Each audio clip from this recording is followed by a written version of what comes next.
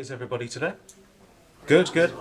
All right, so my name is Steve Goodman. I work as field CTO at Advania, though anybody that comes to our stand, including maybe even a couple of our existing customers, doesn't know that we've rebranded from a company called Content and Cloud, which was also Content and Code.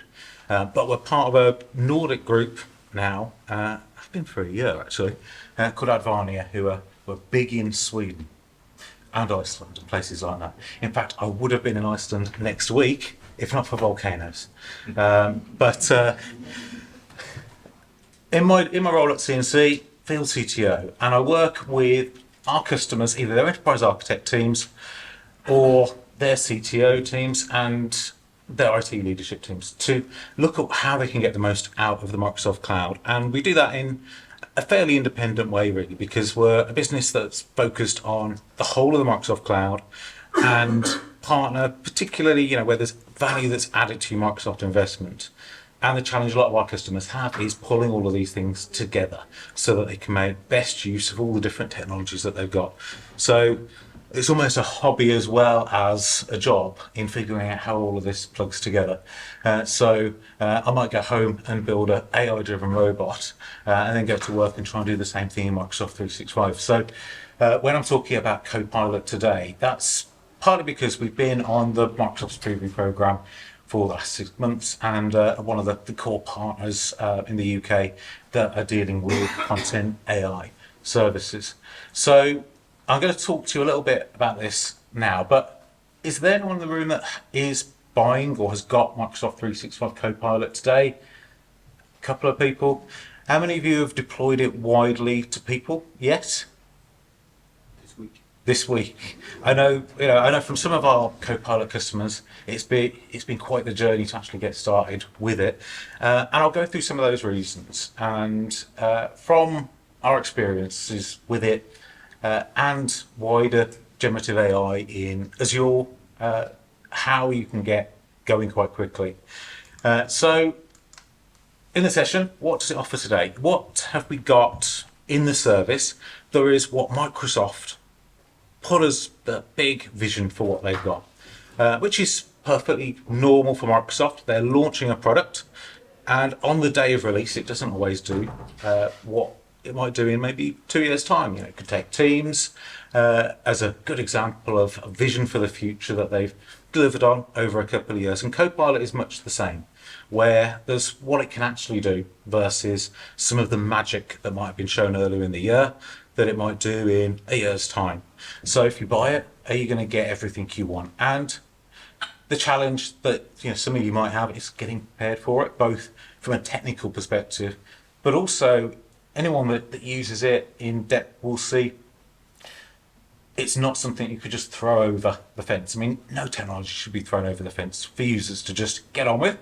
But in particular, Copilot is one where we need to find and focus our attentions on the people that are going to get the most value out of it.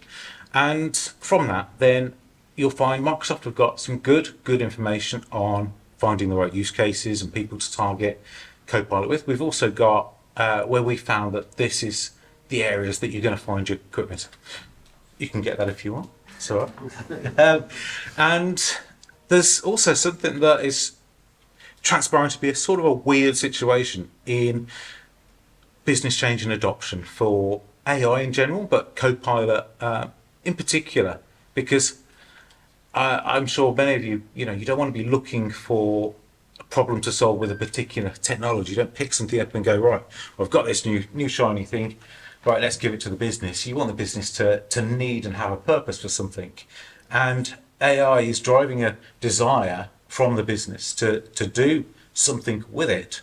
But the business might not have an idea of what that could be in particular. So we need to try and make sure that we approach it the right way.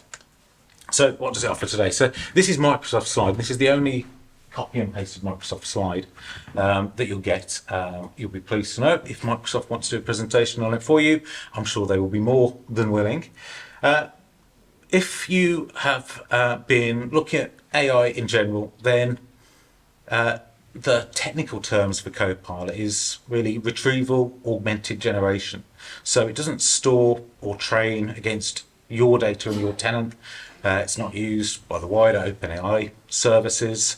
It processes things once, but it doesn't keep a set of knowledge about you. That's all stored inside Microsoft 365 in an access via the graph, which is where if you search on the Microsoft 365 portal, it'll come with results.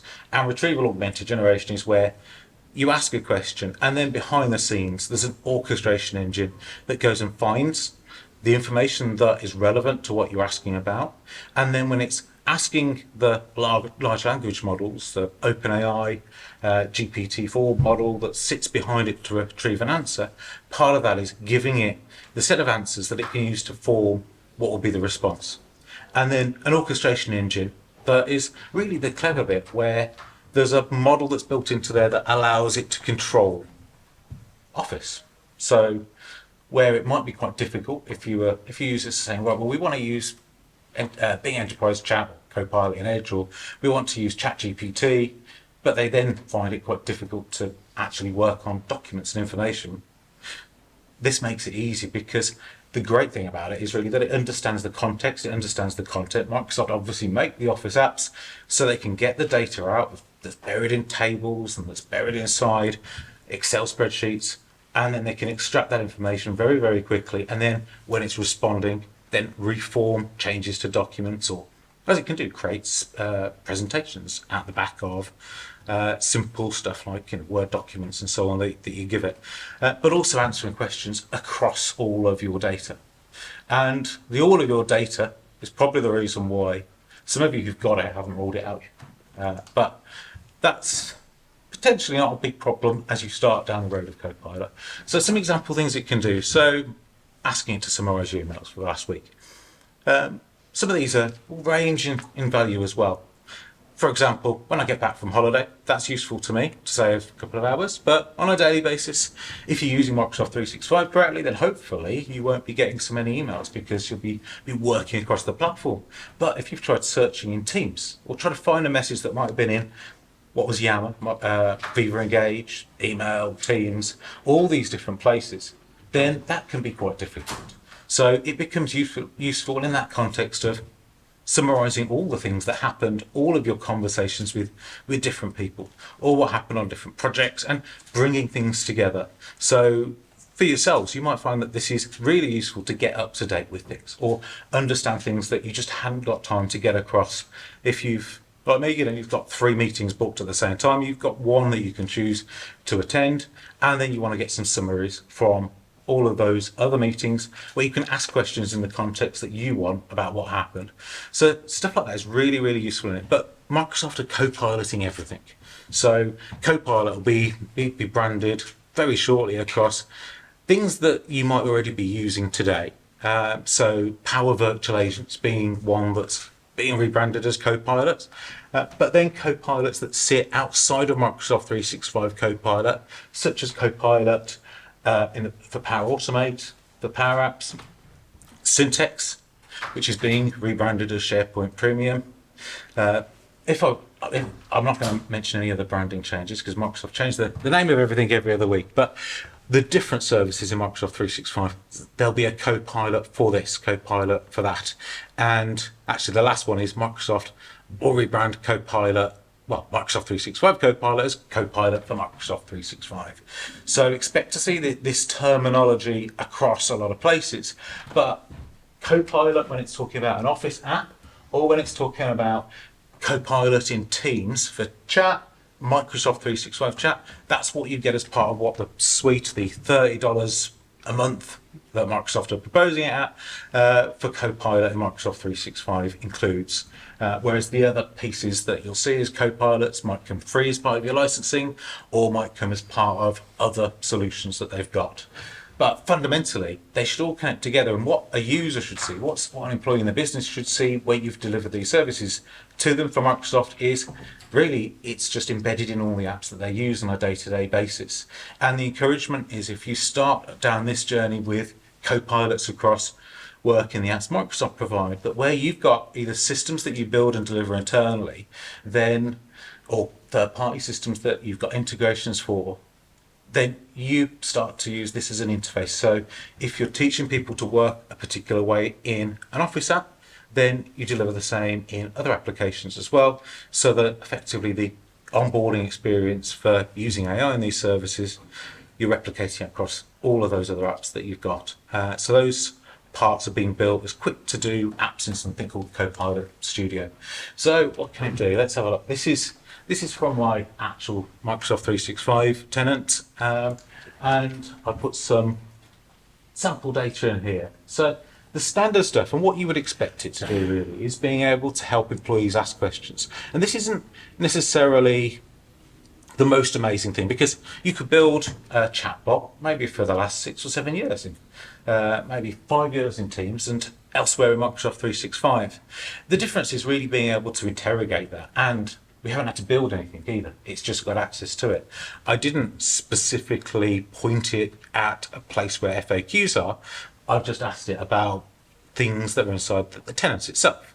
And then I can go into the document, and once I'm in it, again, working in the flow of work, the idea behind Copilot is I've opened this up, I've opened up the FAQs, and I don't have time to read, I just want a summary of it, so I ask it for a summary of it. I ask it to pull out the most useful information. It could then be at this point that I might use some of its other examples. So what people often don't have experience with is understanding how to prompt a large language model. Why should they? That's not their job. So we can ask it for help on what we should ask it. We can load examples centrally and give it example prompts in a library, a Copilot lab where people can contribute the best questions, the best ways of working with it. But then it can summarize what we've got very quickly as well. So we can bring back just the key information and dig into what we want with that document itself. So Copilot, the intention is that you use it in the flow of something that you do. So you're asking a chatbot for an answer, it's opening up the document, and then it's allowing you to interrogate it as you're using it. And then you can then choose to manipulate it. Perhaps you think this is too long actually. I want to just get the key precise information in the FAQ. I'm going to update the FAQ, and I'm going to make sure that it's readable in its current form so people aren't having to summarize it every single time. So you'd ask it to do that, refine the document, make it shorter, give it more professional language, make sure the tone is easy to read. Those kind of questions are the things that we're asking it to do so that we can save ourselves all the time rewriting it and then just do the edits. If you've used things like ChatGPT, then you'll also probably be aware that sometimes it's quite samey content. It's not how you'd write it, even if you give it examples of how you write. So there's always going to be this process where people have to understand that this is saving them some laborious time that doesn't add value. The value is going to be what they then add to it. So if someone estimated, oh, it'll only take me half an hour to rewrite, they start it and actually it takes them all day, then maybe they'll only take the half an hour they thought it would do to rewrite the document in the first place, because they're just going through and changing the sentences around. But it absolutely depends on the person knowing about what they're doing with it. And they have to know their subject to be able to analyze whether it's correct or not. Copilot in Excel, again, if you ask it questions and it gets the answers wrong, then you've got to be able to understand what you're expecting to get out of it in the first place. So if, for example, if I look at this, I've asked it to create me a chart distribution of the count across teams, but if I didn't back reference and double check it was right, it could give me a perfectly bad answer and I might not know it. In a way, a lot of the Copilot stuff is very much like a calculator. So if anyone's got kids or remember when we or still do calculate things by hand, then it is an important skill. That's why it's taught in schools on how to do the thing manually. And then when you get into the world of work, you use a calculator because it saves you time. But if you don't know what the answer should look like, or you don't know how to make the calculation, then you've got a problem, because you don't know whether what you've added up, what the calculation is. If you've forgotten BODMAS or whatever, then you could come up with a completely wrong answer and you wouldn't be any the wiser. And Copilot across all the apps is very, very much like this, where you've got to be somewhat careful, even when it's got access to the right data and you've asked it the right questions. And like Copilot and Excel, it understands the formulas that are sitting behind it. It can still get the answers wrong because it might misunderstand what you're trying to do. So you'll see these statements across all of the answers that people do need to apply some analysis to, like, is this right? Is this what I would have made? Does it look like how I expected it? And you can see this has got a lot of rows in there. So somebody, like, for example, I had a look through back at the original data behind it. See that can come again. No. To scroll through and have a look and go, yeah, this has done this correctly as far as I can see. I can't see anything wrong with it. And then having a look at the formulas, is this what I would have done? It might have taken me 10, 15 minutes to do it. I might have done it a different way because I'm not an Excel expert, but it's given us good output out the back of it. Sorry, laptop's crashed. Give me a second. Okay, well, that's why the clicky thing wasn't working. So on the next slide, I've got PowerPoint, which just seems very, very ironic in a way. Copilot can't fix your laptop. Windows Copilot can tell you how to fix your laptop. If your IT teams are playing with this stuff, then you might get feedback that is ranging from laughable responses to things to being very impressed with it. But Copilot, for example, in Windows, may not help build your case for why this is a valuable technology. When if you do as Microsoft says, it will help you set up your laptop so it's right for you at the right time of day, and then you try what they told you, and it answers the question, and then leads you through a set of steps that you can follow. Go to settings, turn the brightness down. It's not massively impressive that comes out the back of it. This is intended to be different. But there will still be occasions when you'll ask these kind of questions of it, and it's at the moment it might be something that it can't do, and that might be because Microsoft don't want it to be able to do that, because when they're building the responses, this orchestration engine in Copilot, interesting background, what it's trying to do is it doesn't come up with the code that's going to change what happens in the app. It comes up with pseudocode or a list of actions that it's going to take. And Microsoft want those to be safe actions. Oh, there we go. And that they want them to be safe actions that aren't going to damage the work, write changes to it that you wouldn't want to review first and accept. So they have to be very, very careful in what they build into it. And that's somewhat understandable because let's say if you asked it to crash your computer, then you wouldn't want it to do that. There we go. I've got buttons again at work. So in that example that I had on the screen before the laptop crashed, then you'll see, actually, that's wrong. I didn't ask it that. I said, which team submitted expenses the most often? 19. I mean, it's obviously not right, because we can see that it's not even the question I asked it. So the answer makes absolutely no sense.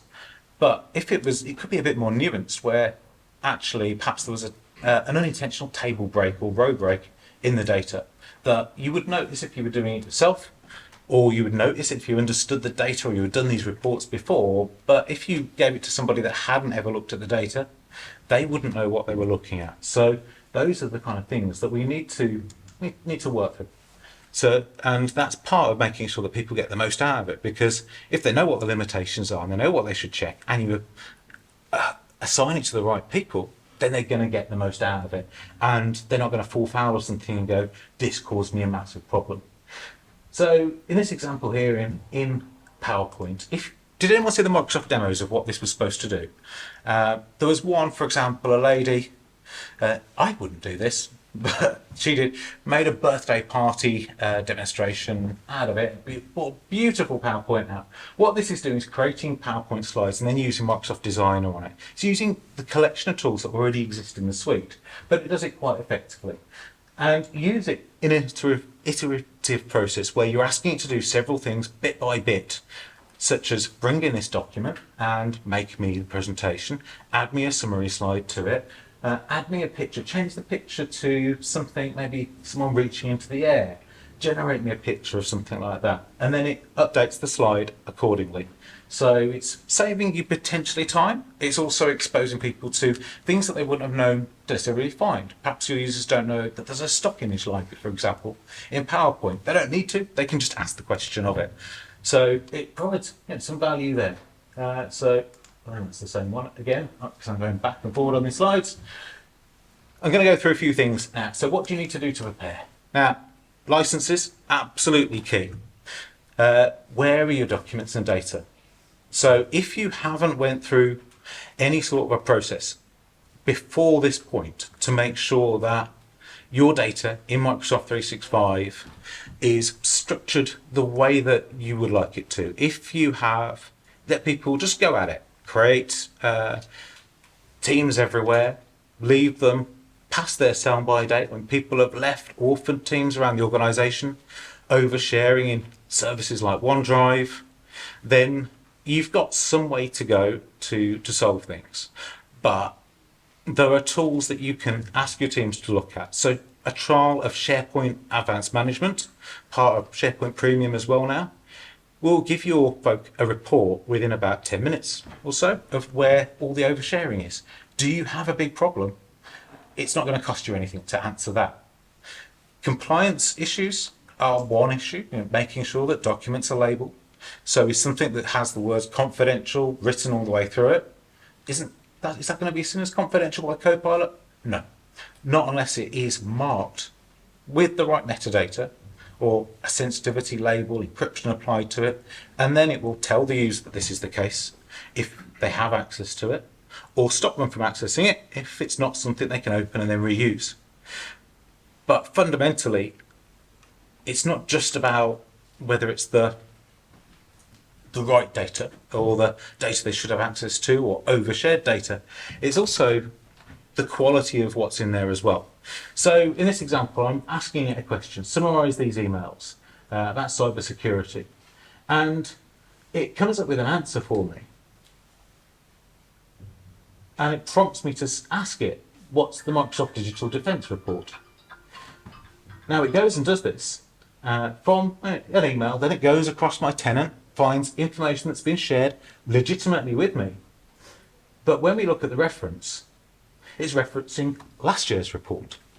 That's just a simple example of where if you've got out-of-date marketing information, sales information, stuff that would normally not be a problem, then it might not differentiate between the latest and greatest information and what is really there for archive purposes. So understanding who the data owners are going to be or engaging with them is often a bit of a problem. Most of my customers don't, if I say, do you know your data? Well, of course they don't. Your team are not rifling through people's data, and data owners, in wherever that data is, they're not really that engaged in, most customers, especially if it was data that came across some file shares. Getting them to sort through this is probably not even worth their time.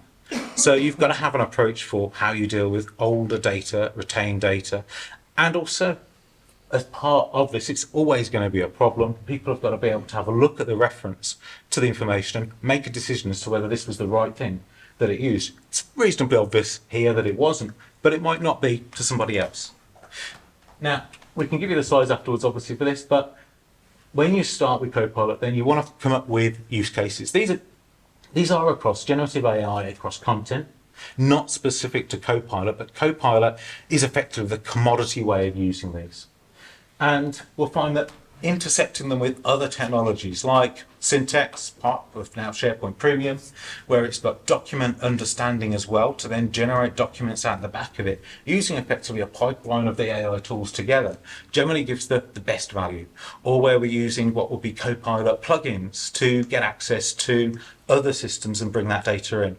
So for one of our customers, we're using OpenAI on the background, what was cognitive search and has been renamed AI search now in Azure, where it's got access to the systems and it's doing a Copilot style job, but against the customer's own data and systems, ticketing systems, their sign-in systems, HR records, swipe card systems to where somebody was, the plans and jobs, the information about the sites that they're accessing, because a big problem that that customer had was understanding whether somebody had in fact been exposed to something dangerous. And that was a very costly thing for that they're outsourcing to a company that did it, but it was laborious and therefore expensive to sort through that data. And whilst, like when I told my wife, she said, I don't want AI making a decision that might affect my health. But actually, somebody going through this is more likely to be more error prone. We're coming back with all of the references and evidence to support the case for or against whether this has been a problem or not. So really, it is the job of the individual with the Copilot plug-in in front of them as they're asking it, as part of what they're doing, to have that the right information very quickly to hand to support what they're going to answer with. So they've got all the evidence back as if somebody had brought that together.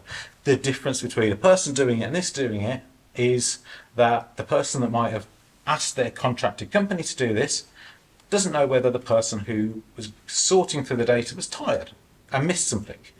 Whereas this is, I suppose, Terminator, relentless, and we'll keep going through it. And then with the right controls and quality analysis on the way out, it is more likely to generate a correct response. Because with the right controls in place, things like hallucinations or making things up shouldn't be an issue. And we're referencing what we're saying. Now, with Copilot, we have a whole framework that we're using for this. This is how we're doing it with customers at the moment. And one of the starting points is, if you're not going for Copilot today, is what we're calling private ChatGPT. And this is a platform that we use. And as part of this, it allows you to start inside Microsoft 365 with your data and target particular use cases against a subset of your information. So a curated set of useful information that you know is good. And then you can build the case for it. Whereas at the moment, you can't just get a trial for Microsoft 365 Copilot and test it out. And we combine that often with demonstrating and giving people access to this in our environments. But over time, Microsoft will make Copilot available for trials. But we need a starting point often to build the case. We want to discuss with the business what a problem is, what are the issues that they've got, show them what the art of the possible is, and then the business is better informed to then say, well, I've got this problem.